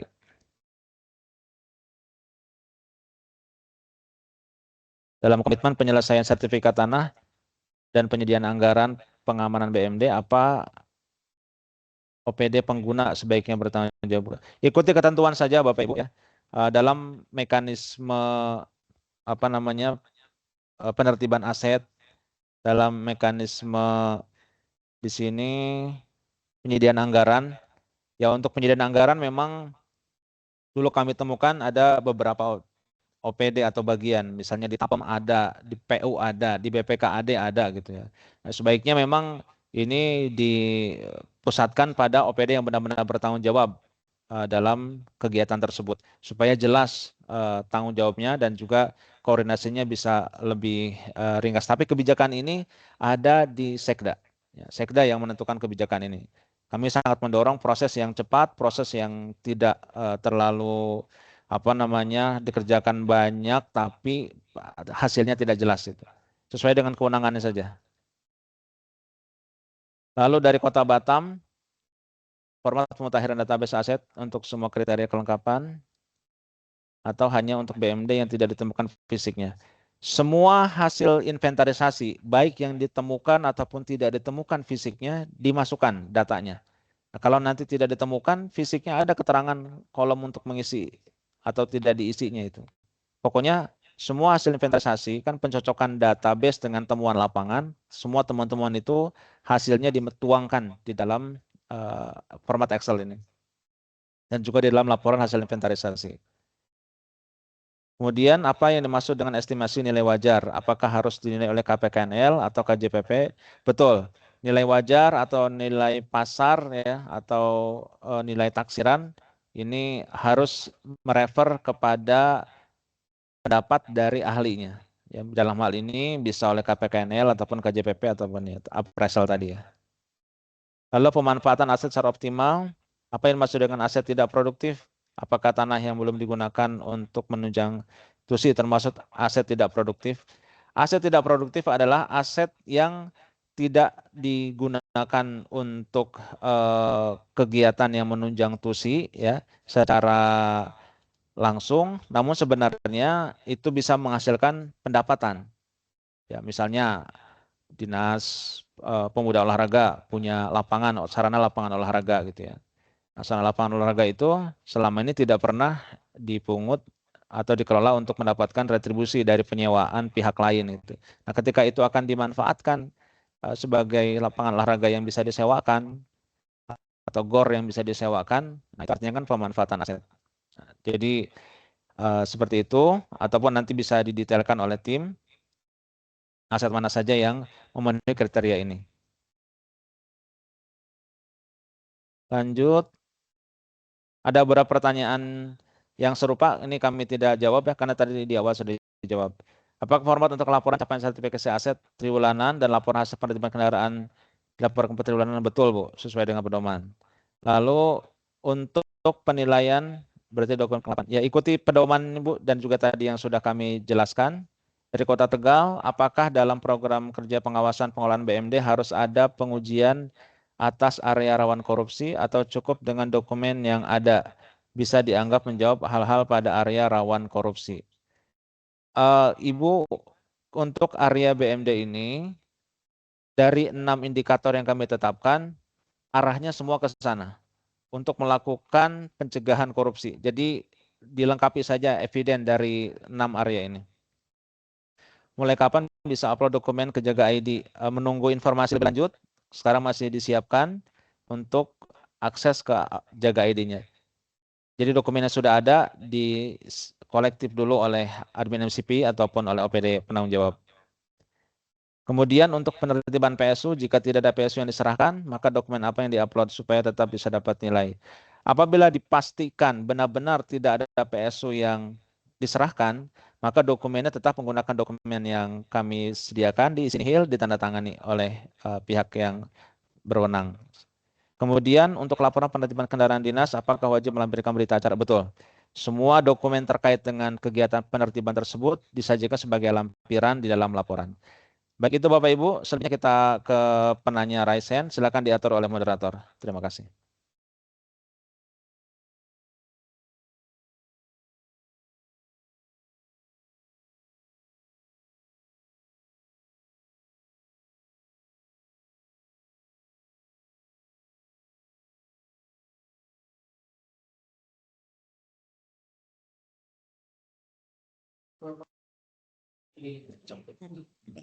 Oke, baik. Terima kasih Pak Handayani terkait dengan materi BMD dan penjelasan tadi. Untuk pertanyaan-pertanyaan yang sudah Bapak Ibu sampaikan melalui link yang sudah pernah kita share sebelumnya. Selanjutnya kami akan memberikan kesempatan kepada Bapak dan Ibu yang sudah menulis di kolom chat dan menyampaikan resen. Oke, silakan Bapak dan Ibu untuk menyampaikan resen supaya kami berikan kesempatan langsung menyampaikan kepada narasumber terhadap permasalahan-permasalahan yang mungkin perlu penjelasan tambahan. Silakan, dari mana ini? Yang sudah raise hand kami cek dulu. Raise hand.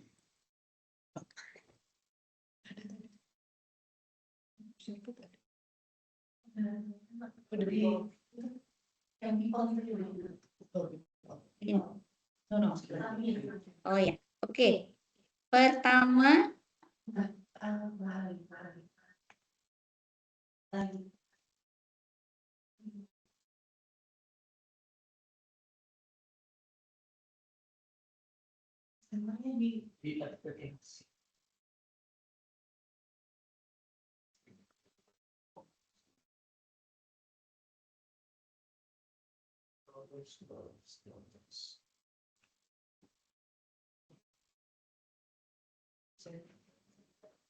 kita mulai dari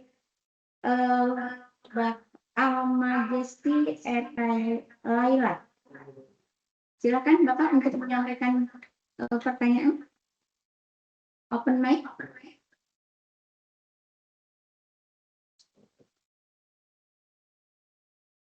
Akun Bapak Alma atau Ibu Almajesti, silakan.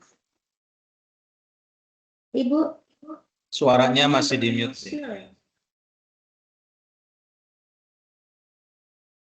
Silakan di unmute dulu.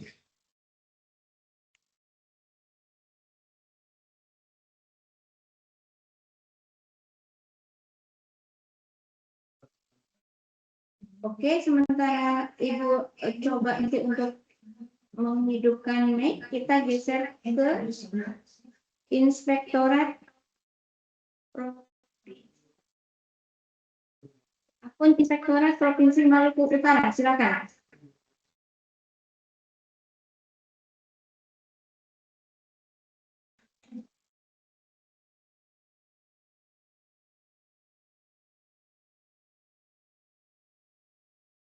Inspektorat Provinsi Maluku, silakan.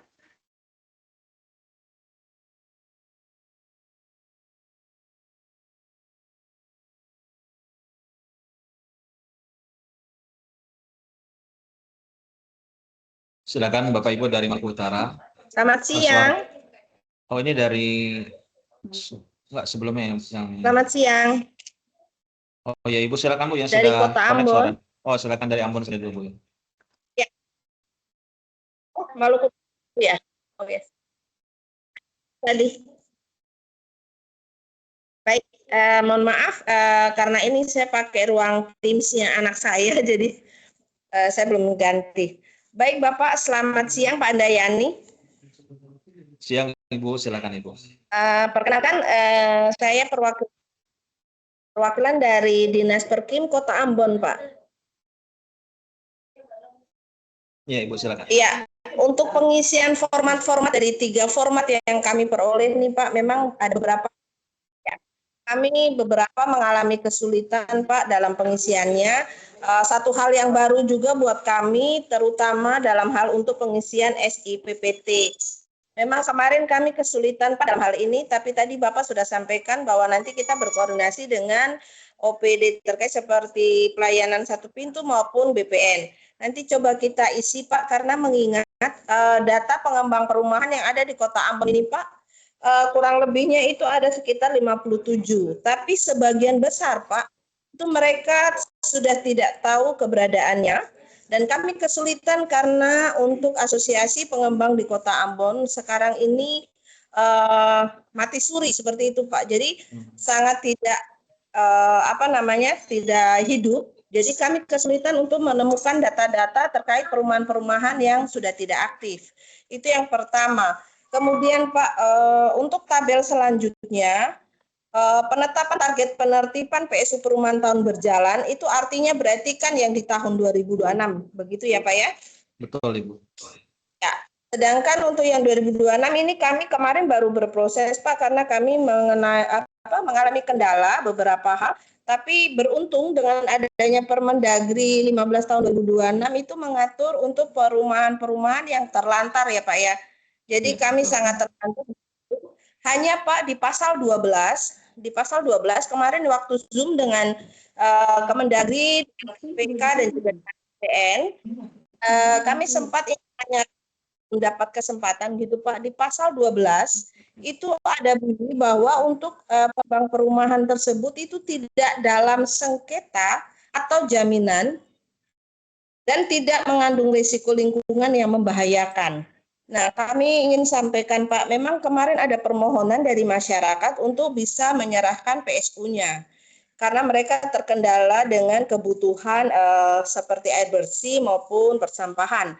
Tapi Pak, pengembang ini terindikasi menurut laporan masyarakat, mereka kemungkinan itu nantinya akan diambil alih oleh salah satu bank seperti itu Pak. Dan kemudian masyarakatnya ini belum menerima sertifikat yang menjadi haknya. Jadi ada beberapa pengembang perumahan yang kemarin, perwakilan masyarakatnya yang datang tuh Pak, RT-nya, itu menyampaikan bahwa beberapa masyarakatnya itu belum mendapatkan sertifikat. lalu mereka berkeinginan juga ingin melaporkan.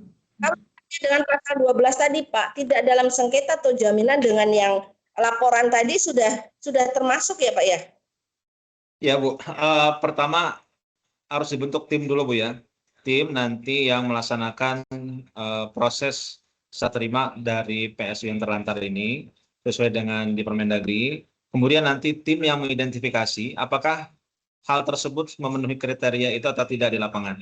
Apabila memang tidak memenuhi kriteria untuk diserah terimakan, karena tadi misalnya ada dijadikan sebagai jaminan bank ataupun ada resiko lain gitu. Nanti silakan tim yang menyampaikan hasil analisisnya dan disetujui oleh kepala daerah seperti itu.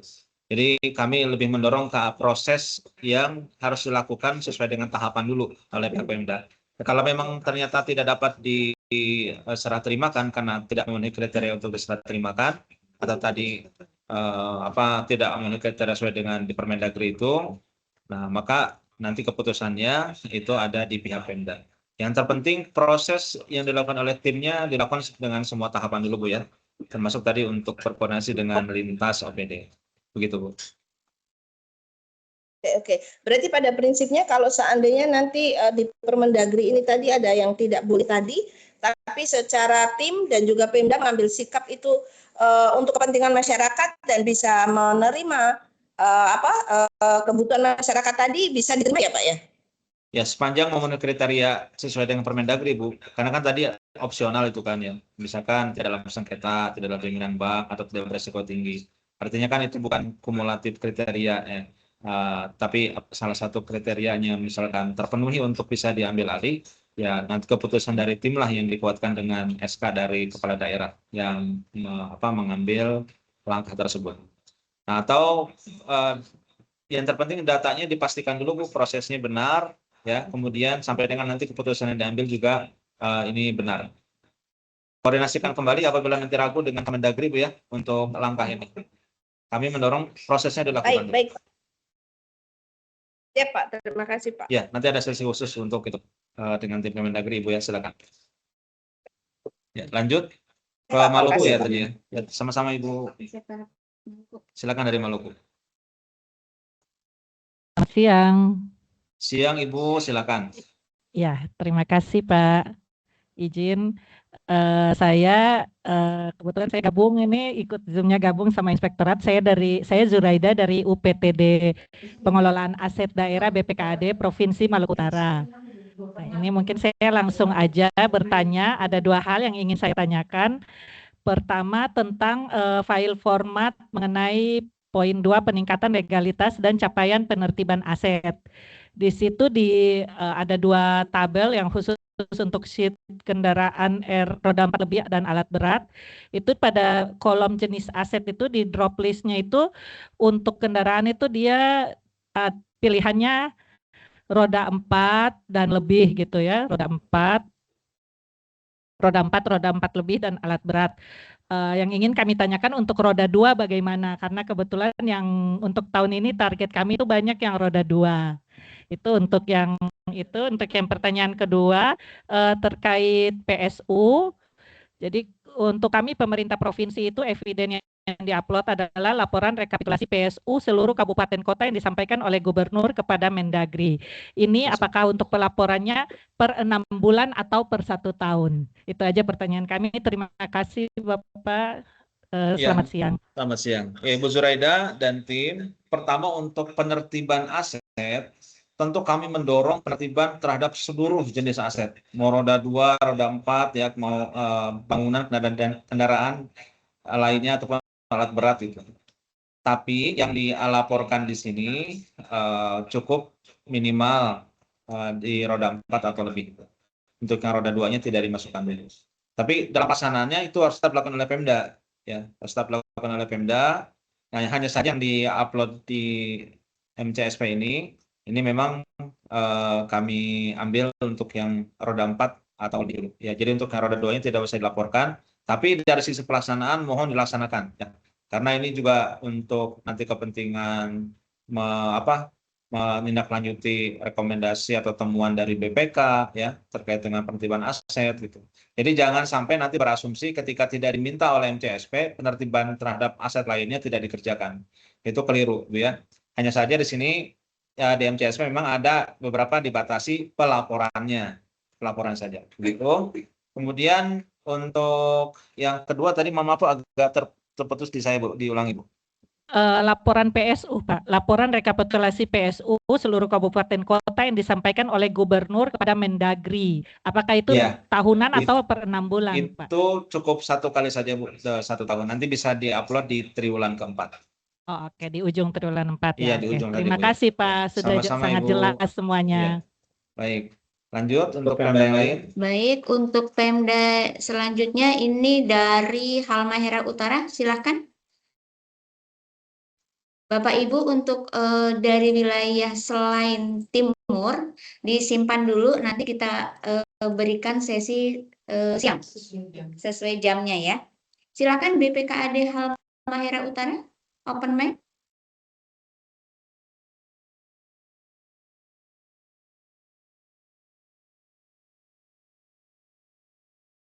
Silakan Ibu.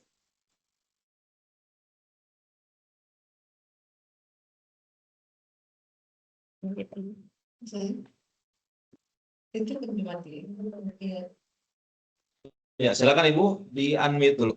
Suaranya masih belum terdengar. Putihnya. Ya, mic-nya diklik, di unmute. Karena masih belum terdengar suaranya. Oke, tanda mikrofonnya coba diklik Bu. Belum? Belum, sambil Ibu menunggu mungkin lanjut dulu Oke, ke kita lain. lanjut Ya, nanti kalau sudah Ibu lapor ke saja. Pemerintah Kota Jayapura.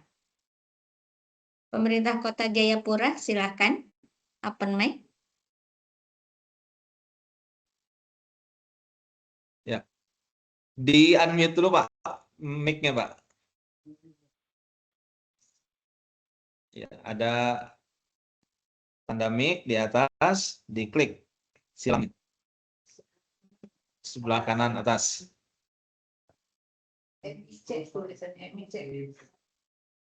Ya, halo. Masih belum terdengar, Pak? Gak apa-apa menunggu, Pak ya. Kalau masih bermasalah kami geser dulu. Nanti kalau sudah nyala di lapor saja. Misalkan dari Jayapura sudah siap. Gitu. Oke, baik. Kita tadi Halut, Ibu, belum tersambung. Sekarang coba kita ke Halmahera Barat. Silakan sambil Ibu Bapak coba cek sound. Halmahera Barat silakan open mic. BKAD Halbar. Ini sinyal di sana juga sih. Oke, Halmahera Barat, silakan Ibu. Dibuka mic-nya, dipencet yang gambar mic. Silakan.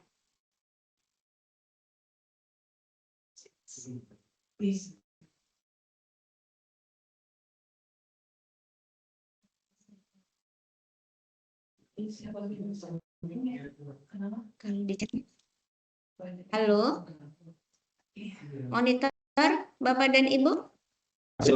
Coba silakan mic-nya dites dulu.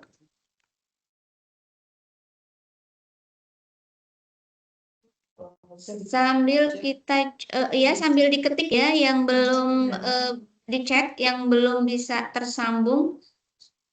Saya coba mampir sebentar ke kolom chat di sini.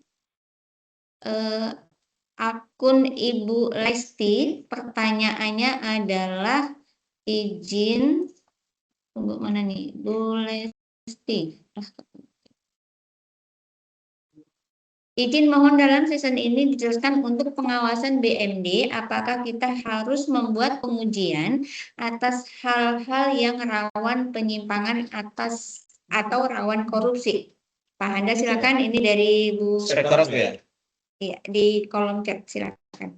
Ya, kalau konteksnya audit atau audit yang dilakukan oleh inspektorat terhadap pengawasan BMD itu silakan saja. Kalau konteksnya memang audit sampai dengan nanti pengujian apakah ada potensi korupsinya atau tidak, itu dipersilakan saja.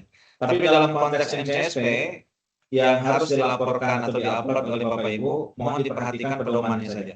Ya, kalau untuk konteks MCSP-nya. Tapi kalau tadi untuk konteks pengujian kerawanan korupsi ini dilakukan oleh inspektorat karena melaksanakan audit, itu silakan.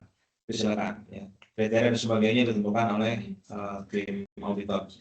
Jadi kami fokusnya kepada pemenuhan eviden dan juga perbaikan tata kelola sebagaimana diatur dalam pedoman MCSP RBS ini. Begitu, Bibi. Oke, siap. Terima kasih, Pak Handa.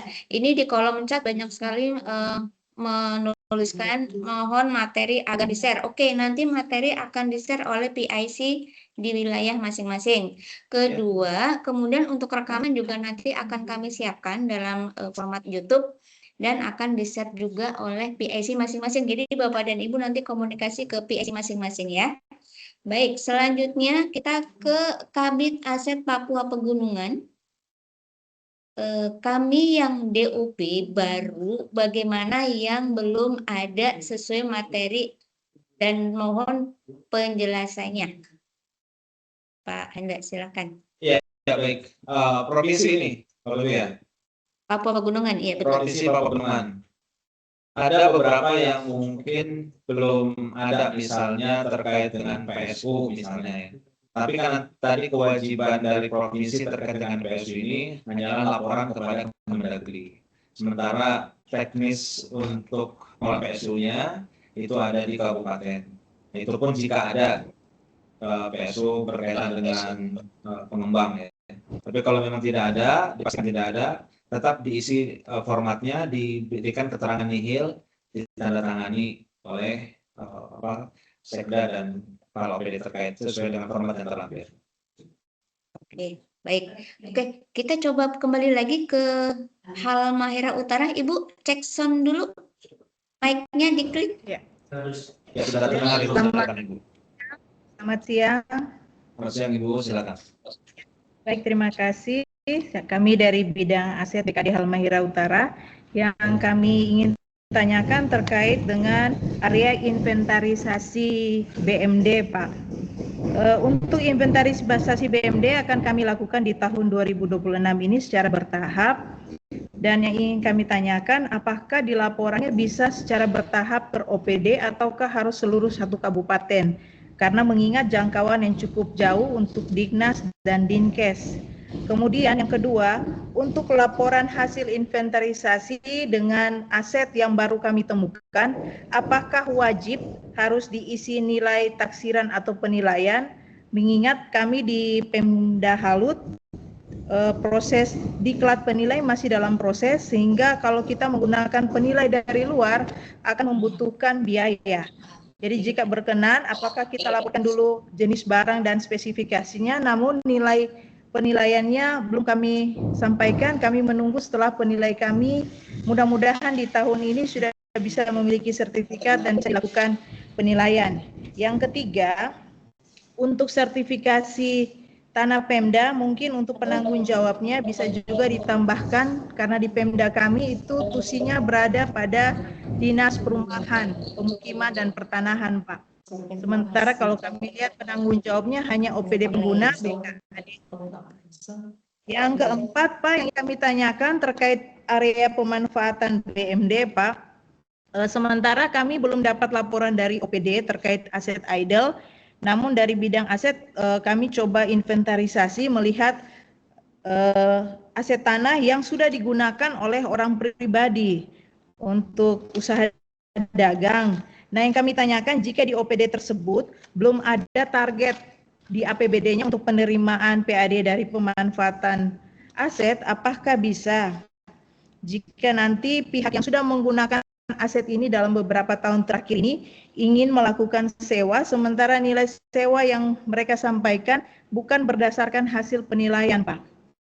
Yaitu ingin yang kami tanyakan, karena kalau menunggu penilai lagi kami butuh biaya. Kemudian kalau tidak kami terima juga, ini potensi PAD buat daerah kami, sementara aset ini sejujurnya sudah digunakan beberapa tahun oleh orang pribadi. Mungkin itu saja pertanyaan kami, Pak. Terima kasih. Selamat pagi. Ya baik, beberapa pertanyaan. Pertama, untuk proses inventarisasinya apakah bisa bertahap per OPD atau harus sekaligus ya? Untuk proses inventarisasi bisa bertahap per OPD dan juga per jenis BND. Lalu untuk yang kedua mengenai nilai taksiran. Nah, nilai taksiran ini atau nilai appraisal ini nanti di dalam laporan inventarisasi setidaknya untuk nilai perolehan ataupun nilai NJOP itu tetap dicantumkan. Kemudian diberikan keterangan untuk nilai taksiran atau nilai pasar saat ini misalnya belum dapat ditentukan karena belum dilakukan nilai appraisal seperti itu. Tapi nilai awal berupa nilai perolehan ataupun kalau di tanah yang NJOP itu agar tetap dilaporkan, Bu ya. Nah, untuk pemanfaatan BMD ini memang harus terencana. Jadi pemanfaatan BMD-nya itu pertama mulai dari inventarisir aset-aset yang idle, kemudian yang kedua inventarisir juga aset yang sudah dimanfaatkan, namun tadi itu belum jelas, belum ada perjanjian dan sebagainya. Nah, ketika nilai taksiran ini belum ada, maka dari tim bisa mempertimbangkan juga untuk penetapan nilai sewa berdasarkan nilai pasar atau nilai sewa yang berlaku umum di wilayah tersebut gitu ya. Tapi nanti harus ditandatangani juga oleh misalnya Sekda gitu ya. Sebelum nanti penilaian secara melibatkan appraisal jika misalnya ada perpanjangan atau untuk objek BMD yang baru yang akan dimanfaatkan. Nah, ini nilai pemanfaatan BMD tersebut harus tetap tercatat, dimasukkan sebagai pendapatan daerah. Justru kalau tidak dicatat, disitulah korupsinya. Karena uangnya tidak masuk ke kas daerah. Begitu, Bu ya. Jadi untuk merapikan ke depan, sebaiknya pemanfaatan BMD ini nilainya harus ditetapkan oleh appraisal. Ya, kalau yang sekarang sudah berjalan, didata dulu, kemudian juga Pemda bisa menggunakan kewenangannya untuk renegosiasi terhadap nilai pemanfaatan. Atau dari Ibu Norce barangkali ada tambahan, silakan. Dari rekan kami, silakan.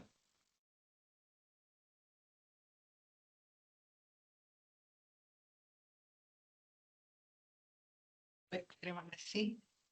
Mengenai tadi penilaian, karena di Permendagri-nya memang untuk dilakukan sewa atau tidak itu harus dilakukan appraisal dulu ya. Jadi sesuai dengan Permendagri kita memang sesuai untuk kepatuhannya. Nanti kan kita jadi tidak sesuai, Bu ya. Nah, untuk itu perlu memang konsultasi dengan Kemendagri ya, Bu ya. Ditanyakan aja dulu, Bu, kalau misalnya kondisinya seperti ini, kami belum punya dana untuk melakukan appraisal, sedangkan ini sudah disewakan sebelumnya, tapi mau dilanjut. Jika tidak dilanjut karena tidak ada appraisal, resikonya seperti apa? Kalau dilanjut tanpa appraisal, nanti kepatuhan kami di Permendagri akan tidak sesuai gitu ya. Jadi nanti Ibu silakan nanti konsultasi dengan Kemendagri. Mungkin mereka bisa memberikan solusi karena memang disebutkan Permendagri itu memang harus melalui appraisal. Itu mungkin tambahan dari saya ya Bu ya. Oke, terima kasih. Terima kasih. Ya, Bu. Baik. Ya, terima kasih. Kita lanjut untuk dari Kota Jayapura. Kemudian setelah Kota Jayapura kita akhiri dengan pertanyaan dari Hasanuddin Halmahera Barat. Silakan Jayapura.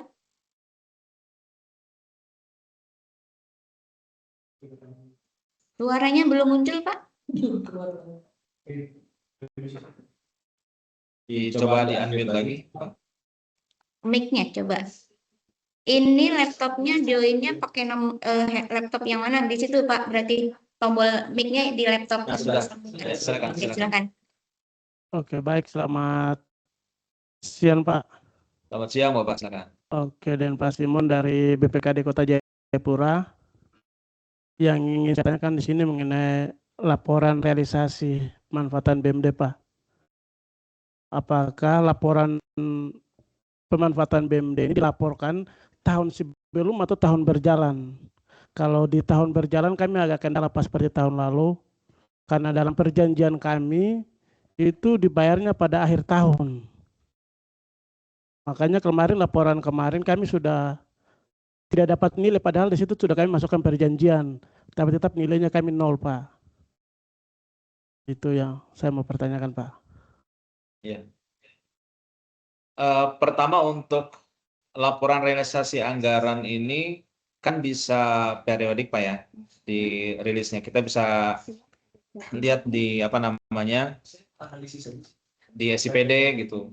Nah, kemudian kalau tadi ternyata pembayarannya, total pembayarannya atau keseluruhan pembayarannya di akhir tahun untuk Pemkot Jayapura, ya bisa Pak menggunakan laporan yang tahun sebelumnya. Jika memang benar untuk pemanfaatan asetnya itu dibayarkan pas akhir tahun. Tapi akhir tahunnya itu maksudnya melewati 31 Desember atau di triwulan keempat, Pak? Izin Pak, pada tanggal 20 Desember, Pak.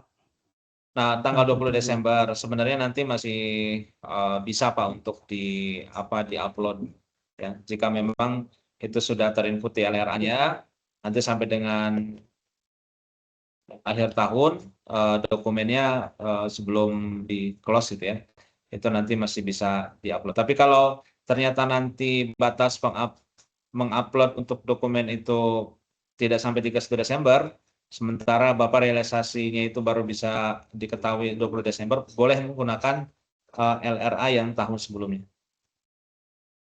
Ya nanti di keterangan saja, Pak, ada kendala tadi. Baik, Pak.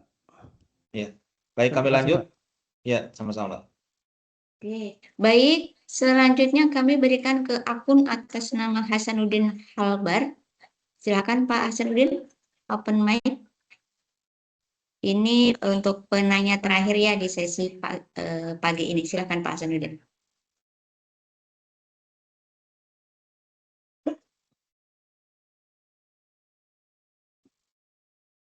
Cek Pak Hasanuddin.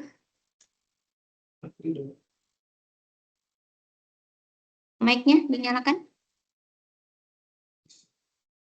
Selamat siang, Bapak Ibu. Siang, Bapak, silakan. Ya, terima kasih atas kesempatan yang diberikan kepada kami dari Aset Pemda Halmahera Barat.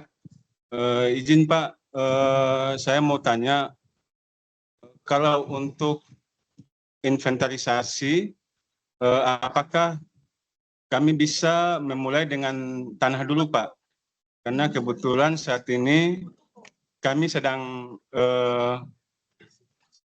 turun ke lapangan untuk dalam rangka sertifikasi BMD, sehingga ada lahan-lahan yang milik pemerintah Kabupaten Halmahera Barat yang saat ini belum tercatat, dan kebetulan di lapangan kami dapatkan. Kemudian kami akan mencatat dengan alas hak yang kami dapatkan di tempat tersebut, dan akan kami masukkan dalam inventarisasi data tanah. Jadi kalau bisa kami akan inventarisasinya berjenjang. Jadi mungkin tahun ini ke tanah dulu, mungkin tahun depan bisa ke gedung bangunan, kemudian baik. lanjutnya ke data mesin, Pak. Ya, baik, Pak. Boleh, Pak, di ketentuan Permendagri pun boleh inventarisasi secara bertahap, namun dalam rentang waktu 5 tahun. Jadi untuk seluruh aset tersebut boleh dilakukan inventarisasi secara bertahap. Yang penting dalam rentang 5 tahun nanti tuntas, Pak. Nah, skema tadi Bapak sudah sampaikan, itu boleh. Nanti hasil untuk inventarisasi tanahnya boleh dilaporkan untuk tahun ini. Gitu, Pak, ya? Ya, siapa ada satu, Pak, untuk PSU, Pak. Kalau PSU itu kami di Halbar, saya belum ketemu perbub tentang PSU kami di Pemda Halbar, Pak. Jadi nanti untuk uploadnya, nanti kami jawabnya seperti apa gitu, Pak? Untuk PSU memang kami tidak meminta eviden berupa peraturan kepala daerah. Ya. Yang harus diupload justru data-data spesifik Pak, seperti SIPPT-nya, IPPT atau IPPR-nya, kemudian juga target penertiban PSU, capaian penertiban PSU-nya gitu Pak. Jadi memang bukan berupa perkada yang harus diupload. Nanti OPD terkait yang bertanggung jawab terkait dengan PSU ini, tadi misalnya SIPPT atau IPPT atau IPPR itu ada di Dinas Perkim misalnya, atau di Dinas PU atau di perizinan, silakan dikoordinasikan. Pak Hasanuddin ini memang bukan bukan satu OPD yang terkait dengan ini, ada beberapa OPD yang terkait. Nanti mohon bantuan dari Bapak Sekda ini untuk bisa mengkoordinasikan OPD terkait. Terima kasih Pak. Oh, ya, makasih Pak. Ya, sama-sama. Oke, terima kasih Pak Hasanuddin. Nanti apabila ada hal yang perlu penjelasan, bisa langsung komunikasi ke PIC wilayah ya. Bapak dan Ibu, peserta untuk sesi pagi diseminasi BMD hari ini, yaitu untuk provinsi seluruh Papua, Maluku dan Maluku Utara, terpaksa kami sudahi ya, karena waktu yang tidak mengizinkan lagi. Untuk materi, kemudian rekaman, dan hal-hal yang nanti kurang, yang perlu penjelasan lain, bisa langsung komunikasi dengan PIC. Kemudian nanti akan kami share juga di grup Pemda, dan selanjutnya kita akan memberikan ruang dan layar untuk Bapak dan Ibu di wilayah tengah, yaitu Kalimantan, Sulawesi, Nusa Tenggara, dan Nusa Tenggara Barat. Jadi mohon Bapak dan Ibu di wilayah timur yang sudah join dari tadi pagi, mohon izin untuk meninggalkan ruang rapat. Kami memberikan waktu dan kesempatan untuk Bapak dan Ibu di wilayah tengah.